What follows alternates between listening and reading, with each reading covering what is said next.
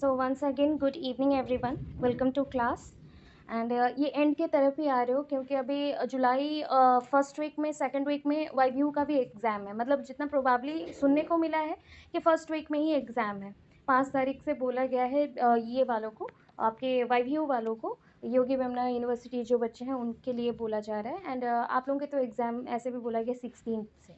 तो उस बेसिस पे इतना ही है कि सेम टाइमिंग में दोनों यूनिवर्सिटी के बच्चों का एग्ज़ाम्स रहेंगे, तो प्रिपेयर हो जाओ। टोटली बोल रही हूँ, अच्छे से प्रिपेयर हो जाओ। अब वाईव्यू वालों के लिए ये है कि वाईव्यू first semester and third semester एक साथ बहुत बच्चे दे रहे हैं, सेकंड सेमेस्टर फोर्थ सेमेस्टर।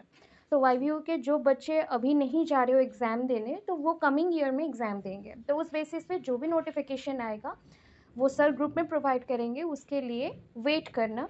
ठीक है, अभी प्रिपरेशन जैसे चला रहे हो वैसे ही चलते जाए, ऑन गोइंग रहे, वैसे ही प्रोग्रेस करो उतना ही। एंड उससे ही आपको मैक्सिमम सारा प्रिपरेशन हो जाएगा सीटेट ओटेट रोस्टेट के लिए भी।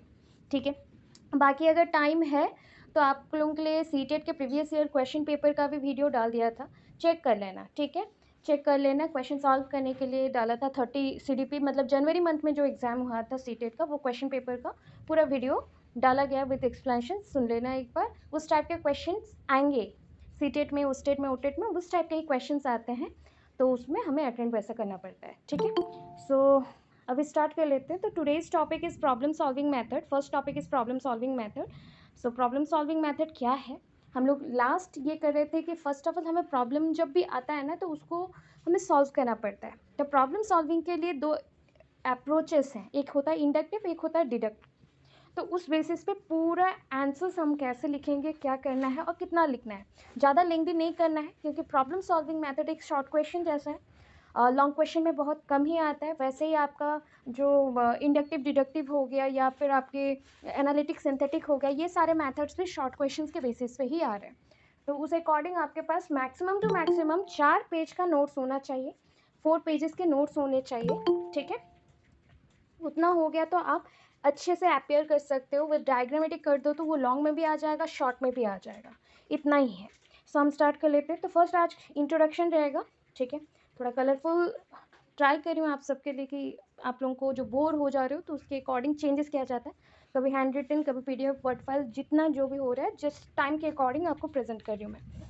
सो इंट्रोडक्शन में देखो क्या लिखना है। तो first, the problem solving method is one which involves the use of the process of problem solving और रिफ्लेक्टिव थिंकिंग और रीजनिंग। अभी देखो, रिफ्लेक्टिव मतलब क्या होता है, सपोज आप कोई चीज़ों में अपना एक्टिविटी को प्रेजेंट करना चाहते हो जो आप अभी कर रहे हो, तो उसको शो अप नहीं करोगे तो कोई जान भी नहीं पाएगा कि आप क्या सोच रहे हो या फिर आपका क्या प्रोसेस है या आप उस चीज़ को कैसे सॉल्व आउट कर रहे हो। तो उसके बेसिस पे प्रॉब्लम सॉल्विंग एक ऐसा मेथड है जहाँ पे हम एक प्रोसेस को यूज़ करते हैं। प्रॉब्लम सॉल्विंग का जो प्रोसेस है, पूरा प्रोसीजर है, उसको हम प्रॉपरली यूज़ करते हैं और इसको हम लोग रिफ्लेक्टिव थिंकिंग भी बोलते हैं। रिफ्लेक्टिव थिंकिंग, इसको रिफ्लेक्टिव थिंकिंग भी बोला जाता है और रिफ्लेक्टिव रीजनिंग भी बोला जाता है।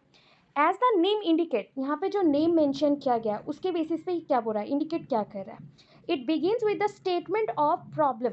ये एक प्रॉब्लम के स्टार्ट, मतलब साथ ही स्टार्ट होगा। आपको कोई भी बोला ना प्रॉब्लम सॉल्विंग मेथड क्या है, तो प्रॉब्लम सॉल्विंग मेथड ऐसा, जब उसका पहला स्टेप बोला गया तो that is the define a problem. पहला स्टेज ही आता है डिफाइन ए प्रॉब्लम, मतलब आपको चैलेंजेस ढूंढना है या प्रॉब्लम को ढूंढना है, तब तो आप सोल्यूशन उसका दोगे। ठीक है, that challenges the student to find a solution. ठीक है, तो बच्चों को पहले फाइंड आउट करना है प्रॉब्लम, देन उसका सोल्यूशन देना है। सोल्यूशन देना है, ये किसके थ्रू पॉसिबल है, रिफ्लेक्टिव थिंकिंग। रिफ्लेक्टिव थिंकिंग के थ्रू पॉसिबल होगा, रिफ्लेक्टिव थिंकिंग के थ्रू ये पॉसिबल होगा। ठीक है, अभी देखो इस प्रोसेस में क्या चाहिए, जो भी आपके प्रोसेस होते हैं, एक्टिविटीज़ होते हैं या फिर कोई भी एक काम करना पड़ता है ना, उसके लिए हमें डाटा पहले ही गैदर करना पड़ेगा। तो हम वी कलेक्ट द डेटा, जो भी हमारे रिलेटेड डेटास हैं उसको हम कलेक्ट करेंगे। ठीक है, रिक्वायर्ड जो डेटास रहेंगे उसको हम कलेक्ट करेंगे। तो in this process the student may be required to gather data, analyse and interpret the information. देखो पहले डाटा हम कलेक्ट कर रहे हैं, उसके बाद हम उसको एनालिसिस कर रहे हैं, नेक्स्ट स्टेप में हम उसको एक्सप्लेन करें, that is called interpret, then हम सोल्यूशन तक पहुंचेंगे, that is the step DATS। ठीक है, DATS। हम क्या करें, पहले डाटास कलेक्ट करें, जो भी आपका डेटास कलेक्ट करे और डाटास कलेक्ट करो जैसे बोलना है, डेटास कलेक्ट करोगे, देन एनालाइज करोगे, देन इंटरप्रेट करोगे, एंड आफ्टर दैट लास्ट हम सोल्यूशन तक पहुंचेंगे, जो भी प्रॉब्लम का सोल्यूशन है उसे हम फाइंड आउट कर लेंगे। तो ये आपका इंट्रोडक्शन हो गया। फर्स्ट पार्ट में ये आपका इंट्रोडक्शन हमने मेंशन कर दिया। अब ना डेफिनेशन बहुत बच्चों को अलग अलग दिया गया है। बहुत लोग बोलते हैं कि मैम ये इतना बड़ा बड़ा डेफिनेशन क्यों देते हो। तो डेफिनेशन देने का रीज़न ये है, कभी कभी ओस्टेट में ऐसा क्वेश्चन आता है, कभी क्वेश्चन पेपर देखना, प्रीवियस 10 ईयर्स के क्वेश्चन पेपर देखो, बहुत सारे क्वेश्चन पेपर तो मैं गिवन कर देती हूँ, या फिर सीटेट के ही क्वेश्चन पेपर देख लेना। बीच बीच में एक क्या होता है ना, पूरा स्टेटमेंट दे देगा कि what do we mean by learning, learning is a motivation, learning is a process, और learning is product as well as process. तो ऐसे बहुत सारे स्टेटमेंट देता है, देन बोलता है कि हु सेड दिस, किसने बोला है। तो हमें पूरा लाइन याद ना हो, बट उसका जो इन्फॉर्मेशन है या फिर उसका जो मीनिंग डिराइव होता है ना, उसको याद रख के कौन से पर्सन ने बोला है वो याद रखना है। तो जो जो इंपॉर्टेंट रहता है मैं वही स्टेटमेंट आपको देती हूँ डेफिनेशन के बेसिस पे, ठीक है। So according to Yoakam and Simpson, according to Yoakam and Simpson, ये problem occurs in a situation, एक सिचुएशन में एक प्रॉब्लम ऑकर करता है या होता है, in which a felt difficulty to act is realised. देखो जो भी एक्टिविटी करते हो ना उसमें रियलाइज करना थोड़ा सा प्रॉब्लम होता है। मतलब देखो आप एक सिचुएशन में फंसे हो जहाँ पे वही सिचुएशन आपके लिए प्रॉब्लम क्रिएट कर रहा है, एंड उसको रियलाइज करना, सॉल्व आउट करना आपके लिए डिफिकल्ट हो जा रहा है। तो इसके लिए क्लियरली हमें क्या करना पड़ता है ना, it is difficult that is clearly present and recognise by the thinker. Thinker को डिफिकल्ट फील होता है कि वो चीज़ों को प्रेजेंट करे क्लियरली और रिकॉग्नाइज करे क्लियरली। तो ये प्योरली क्या है, मेंटल प्रोसेस है, फिजिकल प्रोसेस नहीं है। प्रॉब्लम सॉल्विंग एक मेंटल प्रोसेस है, जब दिमाग से सोच लेते हो तो that is based on the thinking process. तो थिंकिंग होने के बाद ही आप प्रोसीड करोगे नेक्स्ट में, कहाँ पे आप अपने एक्टिविटीज़ में प्रोसीड करते हो। तो पहले सोचना पड़ेगा कि क्या चाहिए या क्या नीड है, उसके बाद ही जाते हो। तो उस बेसिस पे हमें क्या करना रहता है, जो भी डेटास रहते हैं उसको मैनिपुलेट करना रहता है अपने एक्टिविटीज़ के बेसिस पे, देन उसको डिस्टिंग्विश करना पड़ता है, कंपेयर करना पड़ता है, एंड आफ्टर दैट प्रॉब्लम का सल्यूशन देना पड़ता है। तो he recognises it as a challenge. तो प्रॉब्लम हमारे लिए क्या है, प्रॉब्लम हमारे लिए एक टाइप का चैलेंज होता है। उस चैलेंज के बेसिस पे हमें पहले तो सोचना पड़ेगा कि किस टाइप का प्रॉब्लम है या चैलेंज है, एंड उसको सोल्यूशन देने के लिए कौन सा डेटा चाहिए, एंड उसको रिकॉग्नाइज करने के बाद हम कंपेयर करके एनालाइज करते हैं एंड उसका सोल्यूशन ढूंढते हैं। तो ये पूरा चीज़ हमने मेंशन किया गया है। Hence problem solving is a child's bounding curiosity, मतलब बच्चों का क्यूरियोसिटी में बांध के रखना, या बच्चे खुद से ही लिस्ट आउट करेंगे कि क्वेश्चंस क्या है, उस रिलेटेड क्या क्या क्वेश्चंस आ सकते हैं जो कि उनके माइंड में क्रिएट होता है, या फिर एक पर्सन से रिलेटेड है, किताब से रिलेटेड है, या किताबों में मेंशन होता है, या पर्सन से उसे जानने को मिलता है। हम कहीं पे भी डाटा ढूंढते हैं ना, तो डाटा हमें डायरेक्टली नहीं मिल सकता। तो ये डाटा कौन देता है, this data will be given by any person or will be collected by any source, just like the sources like online, offline, any book, reference book, any type of जो भी चीज़ें हैं जहाँ से हमें लगता है कि बहुत सारे इन्फॉर्मेशन उसमें है, तो हम उस सिचुएशंस को हैंडल करने के लिए लेते हैं। ये किसने बोला, योकाम एंड सिम्पसन ने, मतलब according to Yoakam and Simpson ये थॉट था, ठीक है। चलो नेक्स्ट, अभी देखो और दो डेफिनेशन दिया, कोई एक डेफिनेशन याद रखना है, कोई एक डेफिनेशन, मैं बस इंपॉर्टेंट डेफिनेशन आपको बता रही हूँ। तो risk TM defines problem solving as, उन्होंने क्या बोला है ना, planned attack upon a difficulty और perplexity for the purpose of finding a satisfactory solution. देखो ये प्लान करके आप अटैक करो कोई चीज़ पे ना, प्लानिंग करो, मतलब देखो कोई एक डिफिकल्ट सिचुएशन आया, उस सिचुएशन के लिए हमने सोचा समझा, दैन अटैक किया। क्यों अटैक किया, उसका सोल्यूशन ढूंढने के लिए, that is called problem solving. एक प्रॉब्लम है उसका सोल्यूशन ढूंढेंगे, सोच समझ कर ढूंढेंगे, so that it is called problem solving, ठीक है। ये रिस्क एंड टीएम ने बोला है अकॉर्डिंग टू जेम्स रॉस, ठीक है, जेम्स रॉस।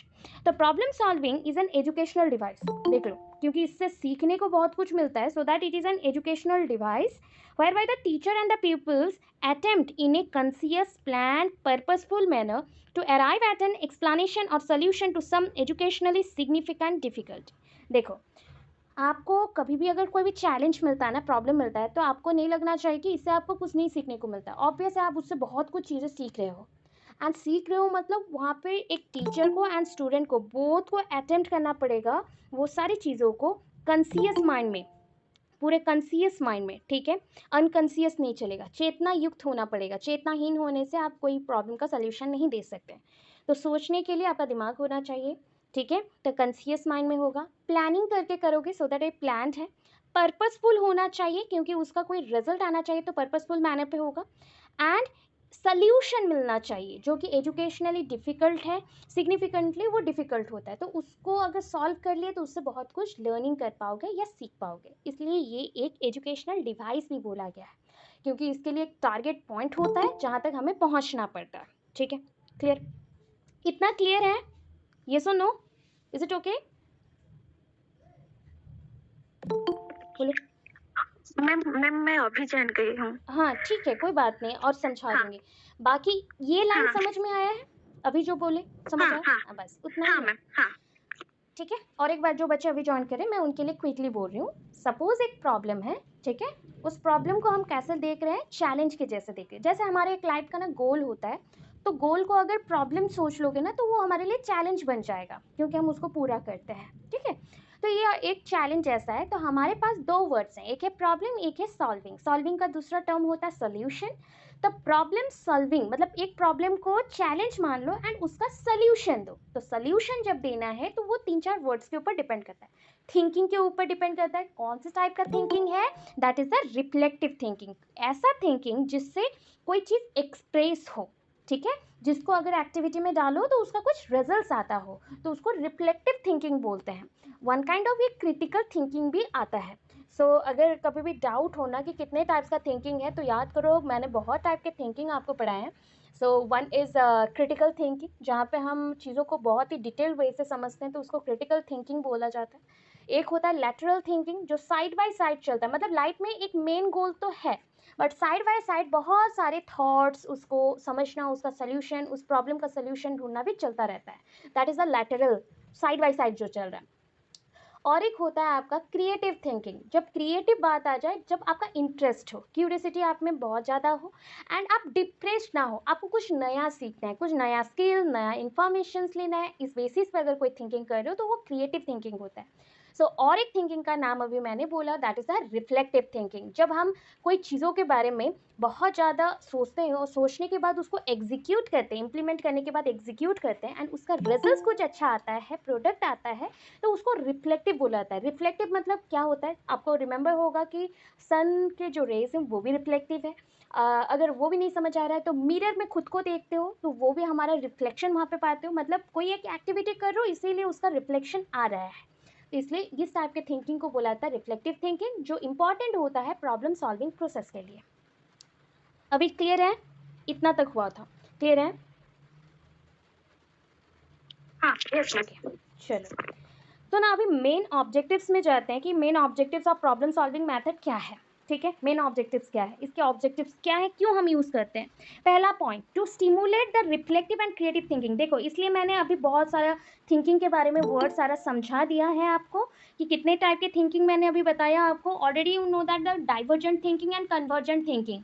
डाइवर्जेंट में वन प्रॉब्लम का अगर मेनी सॉल्यूशंस हो, उसको हम क्या बोलते हैं? डाइवर्जेंट बोलते हैं। रास्ते में देखे होंगे, एक रास्ते में जा रहे थे, उससे मल्टीपल रास्ता अगर निकला है, वो डाइवर्जेंट होता है। जब कन्वर्जेंट बोल रहे हैं, तो कोई भी प्रॉब्लम हो बट एक ही सोल्यूशन तक पहुंच रहे हो, तो वो कन्वर्जेंट होता है। वन प्रॉब्लम मेनी सोल्यूशन, वो डाइवर्जेंट है। मेनी प्रॉब्लम वन सोल्यूशन, तो ये कन्वर्जेंट है। रिमेंबर हुआ?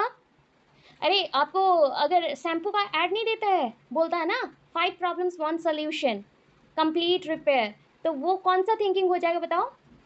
5 प्रॉब्लम्स 1 सोल्यूशन, डाइवर्जेंट और convergent? Ma'am convergent. Convergent, very good.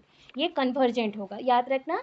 एक प्रॉब्लम है, उसका बहुत सारे सोल्यूशन आ रहे। सोल्यूशन मतलब मेनी वेज, हमारे पास ए ऑप्शन भी है, बी ऑप्शन भी है, सी ऑप्शन भी है, डी ऑप्शन भी है, तो हम कोई भी चूज कर सकते हैं। तो इतने अगर ऑप्शंस और वेराइटीज मिले, आंसर्स में अगर वेराइटीज मिले, तो वो डाइवर्जेंट रहेगा।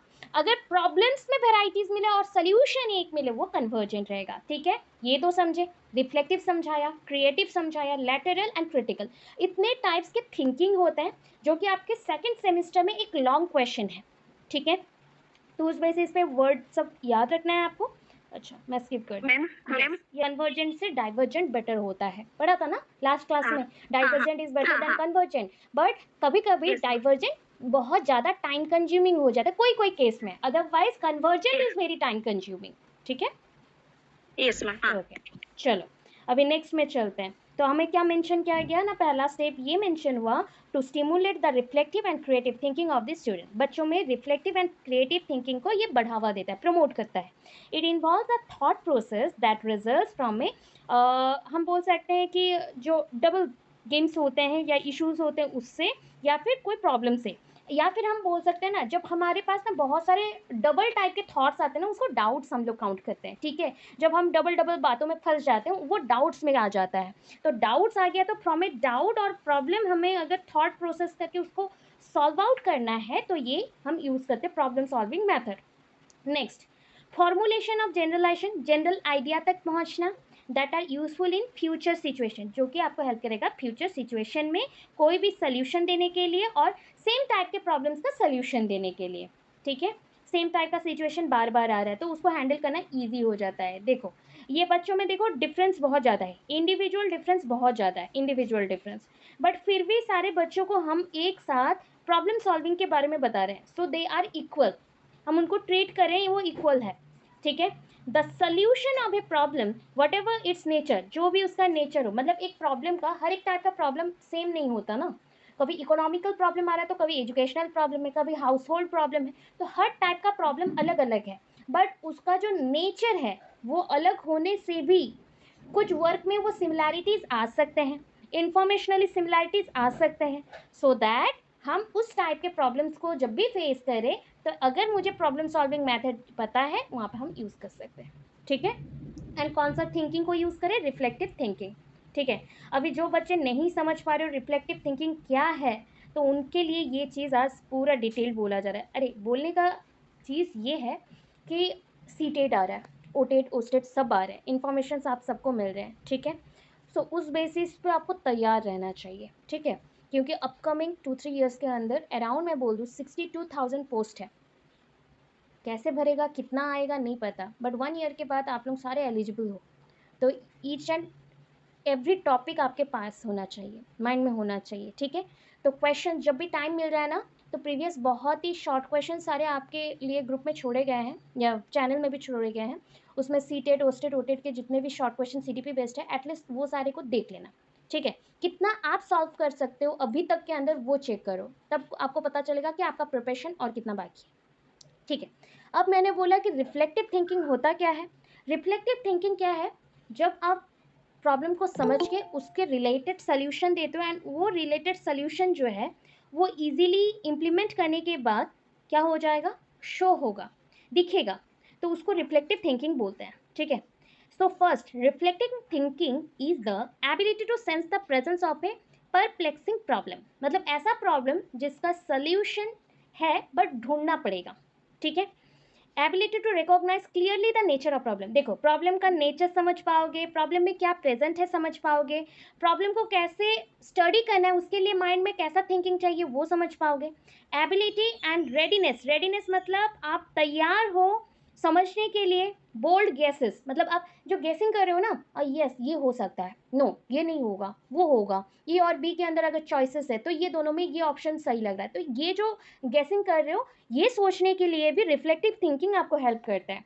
Ability to examine and evaluate critically the purpose solution, देखो जो आपने सोचा है, क्रिटिकल थिंकिंग अभी समझाया था, जब आप डिटेल्ड कोई चीज़ों का सोल्यूशन ढूंढ रहे हो तो क्रिटिकल होता है, सोच समझ के प्लानिंग करके पर्पसफुली आप एक सोल्यूशन दे सकते हो एग्जामिन करके। Ability and readiness to cast aside hypothesis which hasn't been found valid, देखो ऐसा भी चीज़ें हैं, हाइपोथेसिस है कि पहले उसको काटा जा रहा था वो प्रिंसिपल प्रूफ नहीं हो रहा था, अभी आप सोच समझ के उसमें मॉडिफिकेशन ला के भी चेंजेस करके प्रेजेंट कर सकते हो, अपने अकॉर्डिंग तैयार कर सकते हो।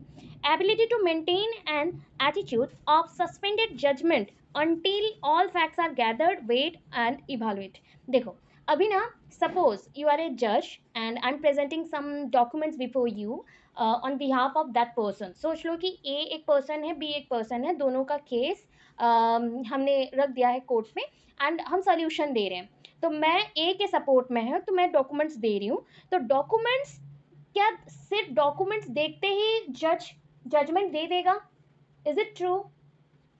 या फिर उसको वेरीफाइड नो करेगा? मैम, वेरीफाइड करना चाहिए। वेरीफाइड करना चाहिए। तो पहले जज क्या कर रहा है, फैक्ट्स को ढूंढेगा, गैदर कर लिया, अपने पास रख लिया जो उसको दिया था कोई भी लॉयर ने। आफ्टर दैट उसको वेट करेगा, मतलब हम क्या करें ना, कितना वेटेज है एक चीज़ का देखना पड़ता है, पल्ला किसका भारी है, वेटेज कितना है, कौन सही है कौन गलत है, ढूंढना पड़ता है। कोई एक प्रॉब्लम के पास आप यस नो क्वेश्चंस बहुत करना पड़ता है, WH क्वेश्चन तो भरे पड़े हैं। अगर सही से आप बोल दोगे कि ये क्वेश्चन का आंसर यही होगा, कंफर्म नहीं हो सकता, तो उसमें हमें वेट करना पड़ता है और उसको समझना पड़ता है। समझने के बाद इवालुएट करेंगे, एग्जामिन करेंगे एंड आफ्टर दैट उसको यूटिलाइज करेंगे। इतना काम करने के लिए जो आपके दिमाग में चलता है ना, आइडियाज निकलते हैं, वो रिफ्लेक्टिव आइडियाज है, रिफ्लेक्टिव थिंकिंग है। Ability and readiness to recheck conclusions and test validity, समझ आ गया होगा।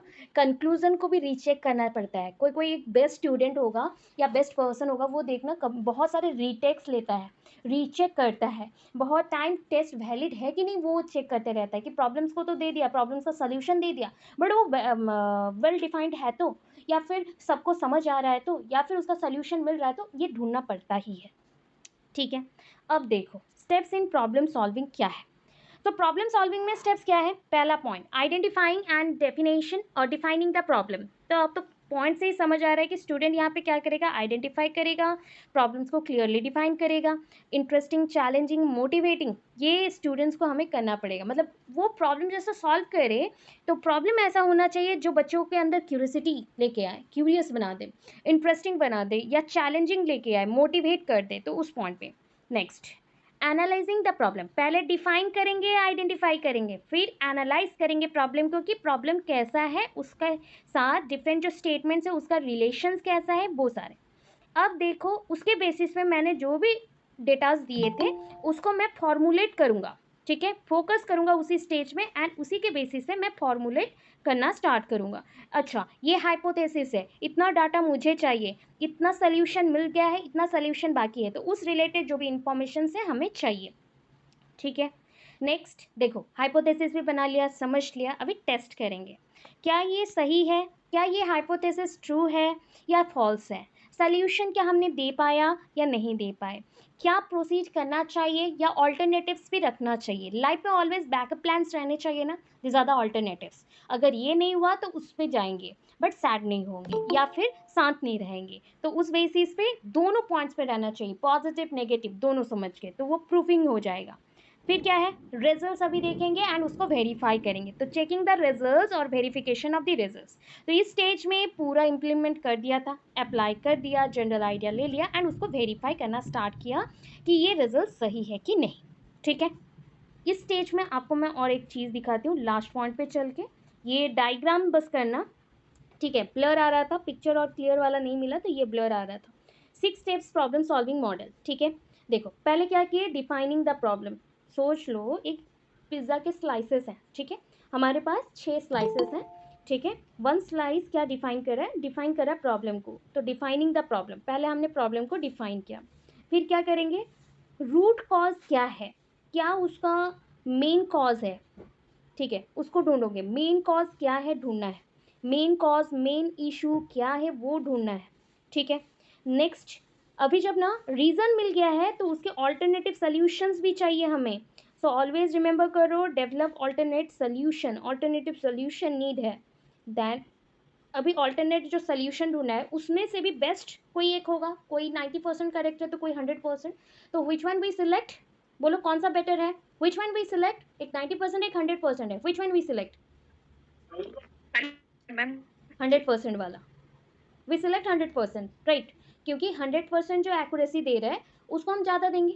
ठीक है, ज़्यादा वैल्यू देते हैं, तो हमेशा देखना आपके पास प्रॉब्लम के बहुत सारे सोल्यूशंस निकल गए हैं, बट वो सोल्यूशंस में से कौन सा ज़्यादा यूज़ हो सकता है, ज़्यादा प्रोडक्शन कर सकता है या ज़्यादा सोल्यूशन अच्छा दे सकता है वो देखोगे। ठीक है, सो ऑल्टरनेटिव सोल्यूशन ढूंढ लिया, देन सिलेक्ट ए सोल्यूशन, इनमें से कौन सा सोल्यूशन वर्क करेगा वो ढूंढना है, select a solution, after that implement the solution, solution को इम्प्लीमेंट करो, जो सोल्यूशन है अभी उसको अप्लाई करना पड़ेगा, देन इवालुएट करना पड़ेगा, इवालुएट करना पड़ेगा।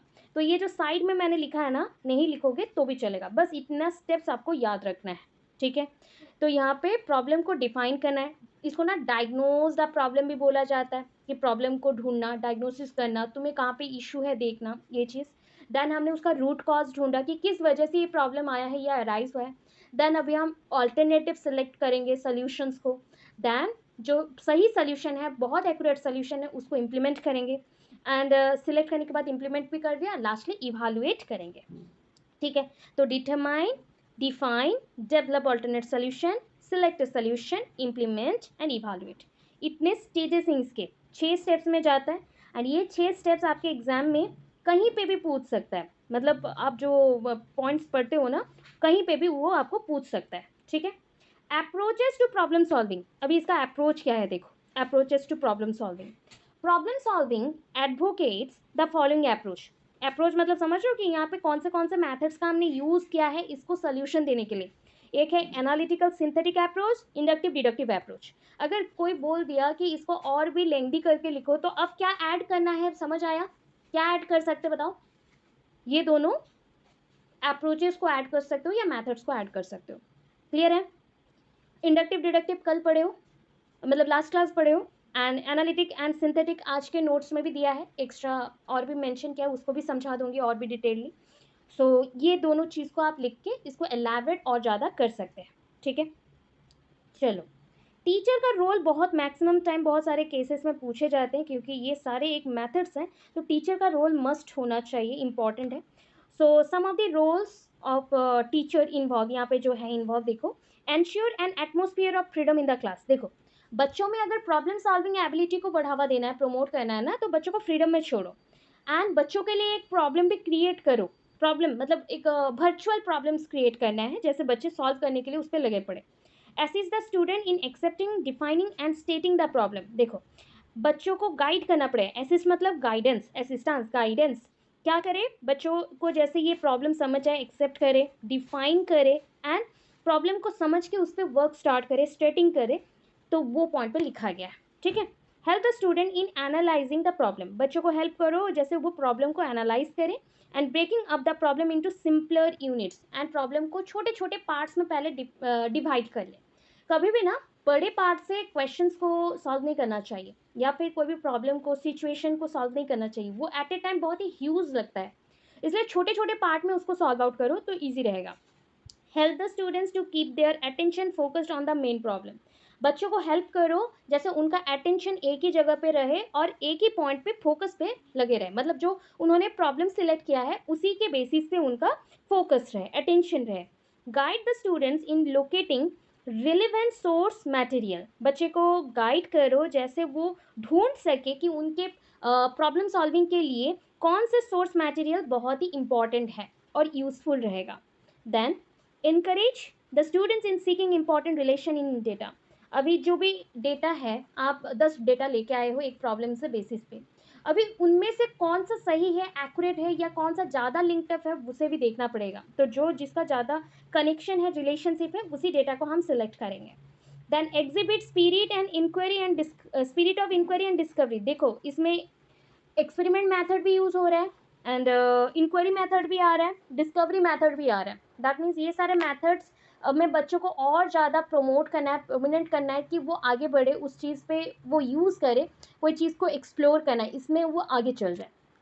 अभी देखो एक प्रॉब्लम का क्या नेचर होना चाहिए, मतलब ऐसा भी है कि criteria of a good problem, एक प्रॉब्लम का नेचर भी होता है क्या, the problem should be real rather than artificial, एक प्रॉब्लम ना रियल होना चाहिए, आर्टिफिशियल प्रॉब्लम का सल्यूशन देना थोड़ा सा लगता है कि वेस्ट ऑफ टाइम है, इसलिए प्रॉब्लम्स आर्टिफिशियल नहीं रियल होना चाहिए। The problem should be educationally significant, ऐसे प्रॉब्लम्स को ढूंढना चाहिए जो कि बच्चों को एजुकेशनल पॉइंट समझाए और एजुकेशनली बेनिफिशियल हो, प्रोडक्टिव हो और ऑर्थवाइल लर्निंग हो, मतलब जिससे यूज़ करने से या जिसका सल्यूशन देने से आप कुछ सीख सको, लर्न कर सको, ऐसा होना चाहिए। It should be possible of A solution, ये ऐसा कोई भी प्रॉब्लम नहीं है जिसका सल्यूशन नहीं होता है, इसलिए बच्चों को जब सॉल्व करने दे रहे हो ना, उसका सल्यूशन मस्ट होना चाहिए। अगर बच्चा एक प्रॉब्लम का सल्यूशन कभी नहीं ढूंढ पाए तो वो डिमोटिवेट हो जाएगा, वो वीक पड़ जाएगा, इसलिए मस्ट एक प्रॉब्लम का सल्यूशन होना चाहिए, पॉसिबल सल्यूशन तो होना ही चाहिए। It should be related to the sub unit, ये छोटे छोटे पार्ट्स के साथ जुड़ा है, यूनिट्स के साथ जुड़ा है, कोर्स के साथ जुड़ा हुआ चाहिए। It should be clear and free from ambiguities. देखो एम्बिग्यूटीज कब आता है, जब मिक्सअप हो जाता है और लगता है कि यहाँ पे इसका रिजल्ट अलग है, वहाँ पे इसका रिजल्ट अलग आ रहा है, उसके पास रिजल्ट अलग आ रहा है, तब कन्फ्यूजन बहुत आता है, कौन सा सही है पता नहीं चलता। कभी कभी एग्जाम में हुआ होगा आप सबके साथ, आपने एक आंसर लिखा है और कोई एक बच्चा रहेगा जो बोलता होगा कि ये बहुत अच्छा है, बहुत अच्छा है, मेरा आंसर सही है, तुम्हारा आंसर गलत है। तो उस बेसिस पे प्रॉब्लम हो जाता है कि आप अगर सही भी लिखे होंगे उसको रॉन्ग करके आ जाओगे, काट के आ जाओगे। तो उस बेसिस पे याद रखना है। It should be interesting and challenging, ये इंटरेस्टिंग भी होना चाहिए, चैलेंजिंग भी होना चाहिए। एंड बच्चों का क्यूरियोसिटी लेवल को ये एरोज करना चाहिए, बढ़ावा देगा, प्रमोट करेगा और इंटरेस्ट को इंक्रीज करेगा। और क्या होना चाहिए, it should occur frequently in life situation, मतलब ये आपके लाइफ में जो रियल लाइफ सिचुएशंस है उसके बेसिस पे होगा या रियल लाइफ सिचुएशंस के साथ ही आप उसको काम करने दोगे। It should provide best mental discipline to the student. अगर बच्चे को खुद ही प्रॉब्लम का सल्यूशन देने के लिए छोड़ दिया जाए ना, तो बच्चा बहुत डिसिप्लिन हो जाता है, बहुत ही वेल बिहेव करता है और बहुत कुछ सीखना चाहता है। जब उसको सब कुछ फ्रीडम देने के बाद भी सारे प्रॉब्लम का सल्यूशन हम दे दे या पेरेंट्स दे दे, तो वो कोई भी चीज़ का सल्यूशन और नहीं ढूंढता, वो चलता है कि इजीली हो गया। तो उस चीज़ से निकाल के बच्चों को क्रिएटिव बनाने के लिए ये चाहिए, बेस्ट मेंटल डिसिप्लिन होना है। It should have both practical and social values, इसमें दोनों चीज़ होने चाहिए, प्रैक्टिकल वैल्यूज़ भी हो एंड सोशल वैल्यूज़ भी हो। It should be neither too difficult not too easy for the student, ना ही बहुत डिफिकल्ट होगा ना ही बहुत ईजी होगा। ऐसा मिनिमम टाइप का या मिनिमल वे से जो भी प्रॉब्लम इश्यूज आ रहे हैं उसी के बेसिस पे बच्चों को प्रॉब्लम सॉल्विंग मैथड सिखाया जाए। क्या हम इतना क्लियर है, समझ आए इतना? Yes ma'am. Okay, so problem solving method में कौन सा थिंकिंग काम करेगा, which thinking is used here? Reflect thinking, critical thinking भी ma'am. Critical thinking and reflective thinking. Okay, यहाँ पे जो हम प्रॉब्लम्स यूज कर रहे हैं, suppose the problem is given to the student of class 5, so इसको मिनिमल रेंज में दे या मैक्सिमल रेंज में दे, बच्चों को प्रॉब्लम का लेवल, डिफिकल्टी लेवल कितना होना चाहिए, minimum. Okay, minimal level. Okay, it is virtual और real based, real based ma'am. Real based होना चाहिए। तो ऐसे चीज़ों को ध्यान रखते हुए पढ़ो, इंपॉर्टेंट है, इजी रहेगा। इस टाइप के क्वेश्चंस ना सीटेट में कैसे आते हैं पता है ना, एक क्वेश्चन आता है प्रोग्रेसिव एजुकेशन का, इंक्लूसिव एजुकेशन का, सोशली डिसएडवांटेज ग्रुप का, तो ये सब ना लिंक्ड अप करके वो क्वेश्चन पूछेगा आपको। तो इसलिए सारे चीज़ों का नॉलेज थोड़ा थोड़ा होना चाहिए, ताकि वहाँ पे क्वेश्चन अगर स्टेटमेंट बेसिस पे है, जैसे एसेसन रीजनिंग होता है ना, कोई एसेसन का रीज़न दे दिया, मतलब एक स्टेटमेंट दे दिया एंड उसका रीज़न आप देख रहे हो एंड रीज़न सही है गलत है उस स्टेटमेंट के बेसिस पे आपको ढूंढना है। तो वो चीज़ ढूंढने के लिए जो आपका माइंड प्रोसेस उस टाइम पे काम करता है वो आपका प्रॉब्लम सॉल्विंग मेथड है। एंड जो थिंकिंग प्रोसेस है वो रिफ्लेक्टिव है या फिर क्रिटिकल थिंकिंग है, इतना ही समझ लो, ठीक है। सो प्रॉब्लम सॉल्विंग मेथड का अभी हम मेरिट्स में चलते हैं, अभी मेरिट्स हैं, डीमेरिट्स हैं, बस इतने में एंड हो जाएगा, ठीक है। तो merits of problem solving method क्या है ना, problem solving method, sorry method skip हो गया, ठीक है, प्रॉब्लम सॉल्विंग मेथड होना चाहिए, यहाँ पे मेथड होगा। Method provides a real life experience to the children, बच्चों को रियल लाइफ एक्सपीरियंस देता है, ठीक है। It develops in public, public बोल रही हूँ, it develops in peoples good habits of planning, बच्चों में क्या इंक्रीज कर रहा है, गुड हैबिट। गुड हैबिट कौन सा गुड हैबिट, प्लानिंग का गुड हैबिट, थिंकिंग का गुड हैबिट, रीजनिंग तर्क लगाना, मतलब ये किसका रीजन हो सकता है, क्यों ऐसा हुआ, what is the problem behind this और what is the material behind this, what is the root cause, सब हम WH क्वेश्चन के बेसिस पे सॉल्व करेंगे, ऐसा रीजनिंग होना चाहिए। एंड इंडिपेंडेंट वर्क, बच्चों को इंडिपेंडेंट वर्क के लिए प्रमोट करता है। तो ये सारे इसके मेरिट्स हैं, डीमेरिट्स नहीं। It develops initiative and self responsibility among the student. देखो इनिशिएटिव मतलब आपके अंदर ऐसा होना चाहिए कि आप, हाँ मैं ये काम को आगे लेके जाने के लिए रेडी हूँ, इनिशिएशन लेने के लिए, मतलब स्टार्टिंग करने के लिए मैं रेडी हूँ। एंड सेल्फ रेस्पॉन्सिबिलिटी, खुद से करके दिखाने के लिए मैं रिस्पॉन्सिबल हूँ एंड मैं ले सकता हूँ, मेरे पास एबिलिटी है, मैं सोल्यूशन दे सकता हूँ, इतना एबिलिटीज़, इतने कैरेक्टर्स बच्चों में डेवलप होना चाहिए। It takes into account individual differences, तो ये बच्चों के इंडिविजुअल डिफरेंस के ऊपर डिपेंड करता है कि कौन सा बच्चा जल्दी सीखेगा, कौन सा बच्चा लेट में सीखेगा, कौन सा बच्चा जल्दी जल्दी सोल्यूशंस देगा, कौन सा बच्चा नहीं देगा। It helps the student to develop reflective thinking. देखो स्टार्ट हुआ रिफ्लेक्टिव थिंकिंग, पहला लाइन भी रियल लाइफ से स्टार्ट हुआ था, लास्ट लाइन में रिफ्लेक्टिव थिंकिंग। मतलब एक चीज़ है कि टोटल प्रोसेस रिफ्लेक्टिव थिंकिंग पे ही डिपेंड करता है। ठीक है, डीमेरिट्स पे आ जाओ, ज़्यादा पॉइंट्स नहीं देना है। मेरिट्स में 5 पॉइंट दिया है मैंने और डीमेरिट्स में 5 पॉइंट है। ठीक है, मेरिट्स में 5 पॉइंट्स हैं तो वो पॉजिटिव सेंस में यूज़ होता है, डीमेरिट्स में मतलब नेगेटिव, मतलब बोल सकते हो कॉन्सनट्रेट रहते हैं ना, मतलब प्रॉब्लम्स क्या है या इश्यूज़ क्या है उस बेसिस पे होता है, इसलिए फेस भी इसका सैड हो गया, दैट मीन्स नेगेटिव टर्म्स में जाना है। Not all students are problem solver, हर एक बच्चा प्रॉब्लम सॉल्वर नहीं बन सकता। ठीक है, आप बोलोगे मैम यहाँ पे आईक्यू काम करता है, यस ऑब्वियस यहाँ पे आईक्यू काम करता है, जेंडर काम करता है, सोसाइटी काम करता है, सोसाइटी का इन्फ्लुएंस काम करता है, तो बहुत सारे इश्यूज हैं जो कि एक बच्चे को प्रॉब्लम सॉल्वर बनने नहीं देता, प्रॉब्लम सॉल्वर बनने नहीं देता। बच्चा इंटरेस्टेड नहीं है या बच्चा बहुत ही वीक है सोचने में, तो डल डल सा रहता है, इंट्रोवर्ट टाइप का है, तो वो हो सकता है मे बी वो गुड प्रॉब्लम सॉल्वर ना बने। Next, the problem solving method becomes monotonous if use too frequently. देखो, प्रॉब्लम सॉल्विंग मैथड ना हर दिन यूज करने वाला चीज़ नहीं है। अगर हर दिन यूज़ कर रहे हो तो डिफरेंट डिफरेंट प्रॉब्लम्स देना पड़ेगा। ठीक है, अगर आप बच्चे को ट्रू बेसिस पे investigator, problem solver, quick researcher ऐसा कुछ बनाना चाहते हो तो टाइम के साथ बच्चों के साथ आप वर्क करोगे। ऐसा नहीं है कि आज एक टॉपिक दिया सॉल्व करेगा तो कल एक टॉपिक देगा, तो वो मोनोटोनस लाइफ हो जाएगा, मतलब एक टाइप का वो बोरिंग सा लाइफ में जिएगा और फंस जाएगा। ठीक है, it is time consuming and consequently it is not possible to cover the syllabus on time। ठीक है, ये बहुत टाइम कंज्यूमिंग है क्योंकि हर एक बच्चा अपने रिदम से अपने पेस से इसे कंप्लीट करेगा, सो मे बी बहुत ज़्यादा टाइम कंज्यूमिंग हो कि ऐसा हो जाए कि वो सिलेबस ही टाइम पे कंप्लीट ना कर सके, क्योंकि हर एक टॉपिक के लिए प्रॉब्लम सॉल्विंग यूज़ नहीं कर सकते। जेनुइनली ये मैथमेटिक्स में यूज़ होता है, बायोलॉजिकल साइंस, फिजिक्स और केमिस्ट्री ये सब में यूज़ होता है, बाकी सब में ज़्यादा यूज़ नहीं किया जाता है। रेफरेंस एंड रिसोर्स मटेरियल में भी डिफ़िकल्ट टू कम बाय। देखो, अभी जो मटेरियल्स उसको चाहिए थे, नीड थे एक प्रॉब्लम को सॉल्व करने के लिए, वो सारे रेफरेंस मटेरियल है या रिसोर्स मटेरियल, या फिर आप उसको एडिशनल मटेरियल्स भी बोल सकते हो। अगर वो उसको जल्दी से ना मिले या बहुत ही कॉस्टली और टू एक्सपेंसिव, दैन वो यूज़ नहीं कर पाएगा और प्रॉब्लम सॉल्विंग भी नहीं हो पाएगा। देखो, not all mathematics teacher are well versed in this type of thinking.